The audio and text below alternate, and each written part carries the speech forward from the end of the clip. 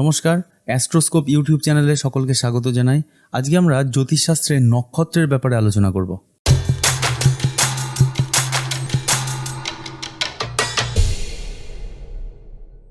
নক্ষত্র ছাড়া জ্যোতিষশাস্ত্র অসম্পূর্ণ।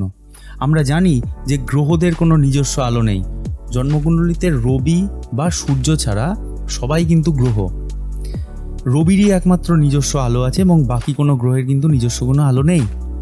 এই 12টি রাশি এবং 9টি গ্রহ ছাড়াও জ্যোতিষশাস্ত্রে রয়েছে 27টি নক্ষত্র। এই 27টি নক্ষত্র বেষ্টন করে রয়েছে আমাদের পৃথিবীকে এবং গোটা রাশিচক্রকে। বহু দূরে এই 27টি নক্ষত্র থাকলেও এদের বিশেষ এবং অত্যন্ত গুরুত্বপূর্ণ ইম্প্যাক্ট রয়েছে সবসময়। যদিও আমি এখানে আলোচনা করছি 27টি নক্ষত্র নিয়ে, এছাড়াও আরেকটি নক্ষত্র রয়েছে অভিজিৎ নক্ষত্র, যার ব্যাপারে আমি এখানে আলোচনা করছি না। তো অভিজিৎ নক্ষত্রটিকে ধরলে পরে 28টি হয়, কিন্তু অভিজিৎ নক্ষত্রটিকে 27টি নক্ষত্রের মধ্যে ইনক্লুড করা হয় না।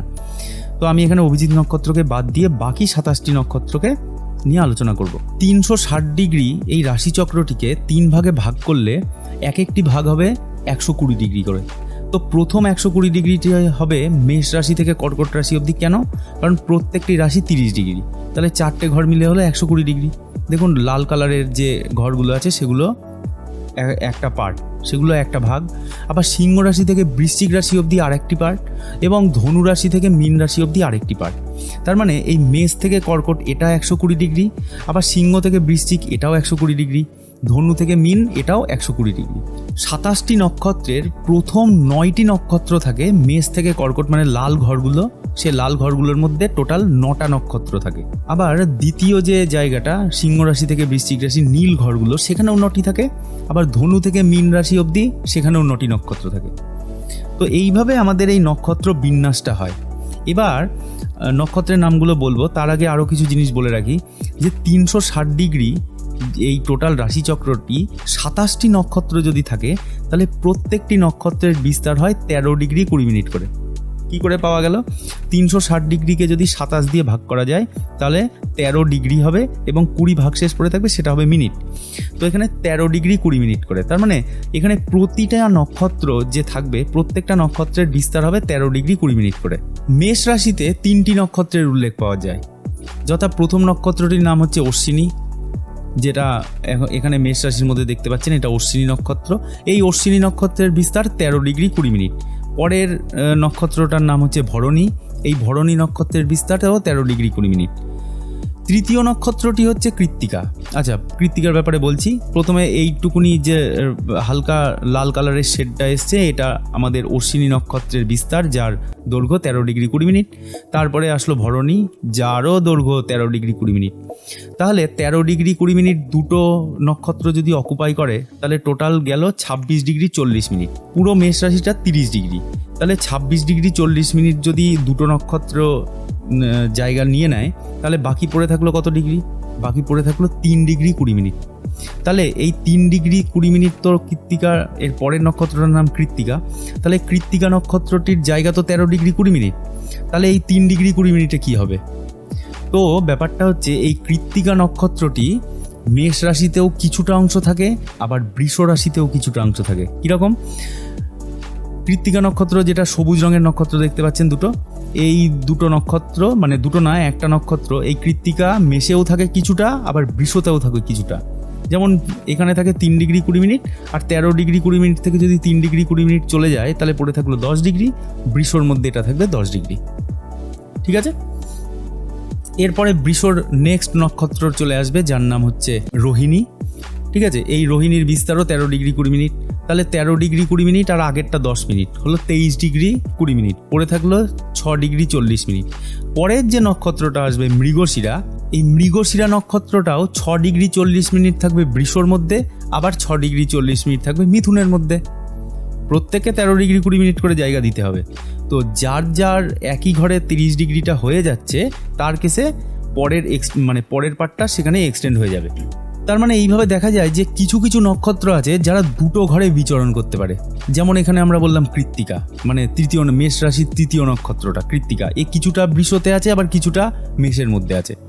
আবার দেখা যায় যে এখানে মৃগশিরা নক্ষত্রটা কিছুটা বৃষতে আছে, আবার কিছুটা মিথুনে আছে। আচ্ছা, এর পরের নক্ষত্রটা চলে এলো, নক্ষত্রটার নাম হলো আদ্রা। আদ্রা এইটুকুনি জায়গা নিয়ে, মানে 13 ডিগ্রি 20 মিনিট। তারপরে চলে আসলো পুনর্বসু। পুনর্বসু আবার দুটো জায়গা নিয়ে, কিছুটা মিথুনে কিছুটা কর্কটে। তারপরে আসলো আমাদের পুষ্যা, এটা টোটালটাই কর্কটের মধ্যে। তারপরে থাকলো অশ্লেষা, এই অশ্লেষা টোটালটা আমাদের কর্কটের মধ্যে। এখানেই তার 30 ডিগ্রি কমপ্লিট হয়ে যায়। কি করে কমপ্লিট হয়? মিথুনের মধ্যে 10 ডিগ্রি, মানে পুনর্বসু নক্ষত্রটা মিথুনের মধ্যে 10 ডিগ্রি আর কর্কটের মধ্যে 3 ডিগ্রি চলে আসে, 3 ডিগ্রি 20 মিনিট। তাহলে 3 ডিগ্রি 20 মিনিট, তারপরে 13 ডিগ্রি 20 মিনিট আর 13 ডিগ্রি 20 মিনিট, দুটো নক্ষত্র পরপর থেকে যেতে পারে। তো এইভাবে আমরা দেখলাম এখানে কটা নক্ষত্র দেখতে পাচ্ছি। এখানে দেখতে পাচ্ছি প্রথমে আমাদের অশ্বিনী আছে, তারপরে ভরণী আছে, তারপরে দুটো জায়গা জুড়ে একটা নক্ষত্র আছে যেটার নাম কৃত্তিকা, তারপরে আছে রোহিণী, তারপরে আছে মৃগশিরা, দুটো ঘর নিয়ে আছে, তারপরে আছে আদ্রা, তারপরে আছে পুনর্বসু, তারপরে আছে পুষ্যা এবং অশ্লেষা। এই পুনর্বসু আবার খানিকটা মিথুনে খানিকটা কর্কটে আছে। তার মানে আমরা এখানে দেখতে পেলাম টোটাল 9টা নক্ষত্র এখানে দেখতে পেলাম। এখানে যেমন দেখা যাচ্ছে কৃত্তিকা, মৃগশিরা এবং পুনর্বসু, যারা নাকি দুটো ঘরেই বিস্তার করতে পারে। এই দুটো ঘরে বিস্তার যে সমস্ত নক্ষত্রে, সেই নক্ষত্রে যদি জন্মকুণ্ডলীর কোনো গ্রহ বসে, তাহলে রাশি অনুযায়ী ওই গ্রহের চরিত্র চেঞ্জ হবে। মানে বলতে চাইছি, রবি বসে আছে মেষ রাশিতে কৃত্তিকা নক্ষত্রে, তার যা রবির কোয়ালিটি হবে, অন্যজন তার যদি বৃষ রাশির কৃত্তিকা নক্ষত্রে রবি বসে থাকে, এই দুজনের রবির কিন্তু কোয়ালিটি চেঞ্জ হয়ে যাবে। ঠিক আছে, এইভাবে নক্ষত্রর প্লেসমেন্টের জন্যে ক্যারেক্টার চেঞ্জ হয়ে যায়। ঠিক আছে, তো তারপরের যে 9টা নক্ষত্র সেটা আছে আমাদের সিংহ থেকে বৃশ্চিক। এটা আমি এখানে রিপ্রেজেন্ট করিনি, জাস্ট এইরকম পার্ট এরকমই 13 ডিগ্রি 20 মিনিট করে থাকবে। পরের পার্টের যে নক্ষত্রগুলো তারা ধনু রাশি থেকে মীন রাশির মধ্যে থাকবে। এবার আমরা এই চারটা যেটা আমরা এক্ষুনি দেখেছি, এরপরে আমি বললাম কি সিংহ রাশি থেকে বৃশ্চিক রাশির মধ্যে কোন কোন নক্ষত্র থাকবে, তারা হলো এরা: মঘা, পূর্ব ফাল্গুনী, উত্তর ফাল্গুনী। আচ্ছা, এখানে একটু স্পেলিং মিস্টেক আছে, আমাকে ক্ষমা করবেন, কারণ আমি এটা ফন্টে করতে পারিনি। হস্তা, চিত্রা, স্বাতী, বিশাখা, অনুরাধা, জ্যেষ্ঠা। আর ধনু থেকে মীনের মধ্যে আছে আমাদের আরও 9টা নক্ষত্র। এবার ব্যাপারটা হচ্ছে, বিংশোত্তরী মহাদশা অনুযায়ী প্রত্যেকটা নক্ষত্রের আবার অধিপতি আলাদা আলাদা হয়। যেমন এরকম অশ্বিনী নক্ষত্র দেখতে পাচ্ছেন, অশ্বিনী, মঘা আর মূলা একই লাইনে রয়েছে, এদের অধিপতি হচ্ছে কেতু। আবার যেমন ভরণী, পূর্ব ফাল্গুনী, উত্তর পূর্বসারা, এদের নক্ষত্রপতি হচ্ছে শুক্র। এই রকমভাবে আমাদের 9টা সেটের নক্ষত্র আর তাদের অধিপতি 9টা গ্রহ। এবার এখানে কিছু কনফিউশন আছে। অনেকে মনে করেন যে নক্ষত্রগুলো গ্রহকে কন্ট্রোল করে, অনেকে মনে করেন যে গ্রহগুলো নক্ষত্রকে কন্ট্রোল করে। আমি সে সমস্ত কন্ট্রোভার্সিতে যাচ্ছি না।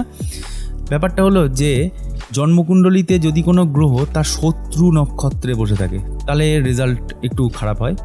আবার যেমন যদি তার বন্ধু নক্ষত্রে বসে থাকে, তাহলে যেমন খুব, বা নিজের নক্ষত্রে বসে থাকে, তাহলে যেমন খুব ভালো হয়। যেমন এখানে সাপোজ ধরা গেল যে রবি বসে আছে অনুরাধা নক্ষত্রে, তার মানে রবি বসে আছে অনুরাধা নক্ষত্রের অধিপতিকে শনি, তার মানে রবি বসে আছে শনির নক্ষত্রে, তার মানে রবির এখানে কোয়ালিটিটা একটু অন্যরকম হবে। খারাপ বলছি না, কিন্তু অন্যরকম একটু হবে। তো আশা করি আমি বোঝাতে পেরেছি যে বিভিন্ন নক্ষত্র আর তাদের অধিপতিকে সেই নক্ষত্রে অন্য কোনো গ্রহ থাকলে কীরকম রেজাল্ট দেবে। যদি শুভ গ্রহ জন্মকুণ্ডলিতে শুভ ঘরে বসে এবং তার সাথে মিত্র অধিপতির নক্ষত্রে বসে, তাহলে খুব ভালো শুভ ফল হয়। যেমন ধনু লগ্নের লগ্নপতি বৃহস্পতি যদি বসে মেষের কৃত্তিকা নক্ষত্রে, অর্থাৎ রবির নক্ষত্রে, তাহলে বৃহস্পতি যেমন খুব ভালো রেজাল্ট দেবে। আবার দেখা গেল রবি যদি কখনো বসে যায় পুষ্যা নক্ষত্রে বা অনুরাধা নক্ষত্রে, সেগুলো শনির নক্ষত্র, তার মানে রবির এখানে কোয়ালিটিটা একটু ড্যামেজ হবে। এরকম সিম্পল ব্যাপার। ঠিক আছে, আজকে এই পর্যন্তই। নেক্সট ভিডিওতে আমরা অন্য কিছু নিয়ে আলোচনা করব। Thanks for watching and keep supporting.